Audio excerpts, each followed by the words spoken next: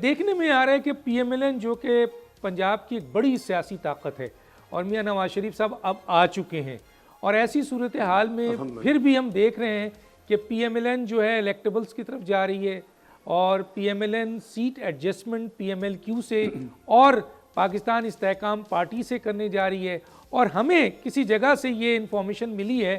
کہ پاکستان استحکام پارٹی یہ چاہتی ہے کہ پنجاب کی وزارت اعلیٰ انہیں دی جائے اور مرکز میں وہ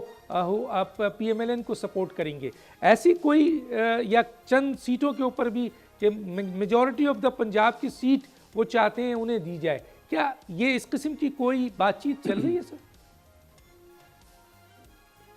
دیکھیں ڈاکٹر صاحب، آپ کا اتنا وسیع تجربہ ہے، یہ سیٹ ایڈجسٹمنٹ جو ہے چھوٹی، یعنی ایک ہوتی ہے الائنس، آپ مل کے الیکشن لڑتے ہیں، آپ کہتے ہیں کہ اتنی سیٹیں میں آپ لڑ لیں، اتنی میں ہم لڑیں گے، اس طرح کا کوئی ارینجمنٹ کسی پارٹی کے ساتھ نہیں ہے ہمارا. یہ میں کلیریفائی کر دوں آپ کو. جہاں تک سیٹ ٹو سیٹ ایڈجسٹمنٹ ہوتی ہے، مثلاً کوئی احترام ہوتا ہے کہ جی فلاں جگہ پہ ایک ایکس لیڈر لڑ رہا ہے تو ہم وہاں اپنا کینڈیڈیٹ فیلڈ نہ کریں، یا ایک بڑی محدود تعداد میں چند گنی چنی سیٹس کے اوپر کوئی ایڈجسٹمنٹ کر لیں کیونکہ ان کو اکوموڈیٹ کیا جائے، وہ ریسیپروکیٹ کرتے ہیں. اس حوالے سے آپ کی یہ اسٹیٹمنٹ درست ہے کہ بڑے لمیٹڈ محدود یعنی طریقے سے یا محدود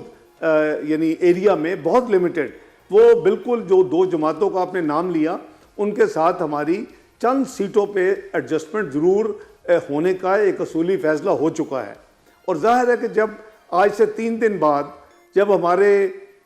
آفیشیل ہم اپنی ٹکٹوں کی اناؤنسمنٹ کریں گے، ٹکٹیں ہم دیں گے، ہم کوشش کر رہے ہیں کہ آخری دن کی بجائے ہم ایک دن 11، بلکہ اگر ہو سکے تو میری کوشش ہوگی کہ 10 کی رات کو ہو. تو وہ جب ہم اپنے جب کینڈیڈیٹس فائنل اناؤنس کریں گے، جن کو ٹکٹیں دیں گے، تو یہ عوام کو پتہ چل جائے گا کہ کتنی تھوڑی محدود سیٹوں پہ اس طرح کے کوئی ارینجمنٹس ہیں. کوئی بہت بڑی میسو الائنس، میسو سیٹ ایڈجسٹمنٹ، اس کی کوئی گنجائش نہیں ہے. ہم خود اللہ کے فضل سے ایک پاپولر پارٹی ہیں، ہم نے ماضی میں پرفارم کیا ہے. ہمارا جو لیڈر ہے وہ ون اینڈ اونلی اسٹیٹسمین نہ صرف پاکستان میں، اس خطے میں ہے، تو ہمیں ایسی کوئی ضرورت نہیں. کلیئر سر، کلیئر ہوا. سبسکرائب کریں اور بیل دبائیں تاکہ کوئی خبر رہ نہ جائے.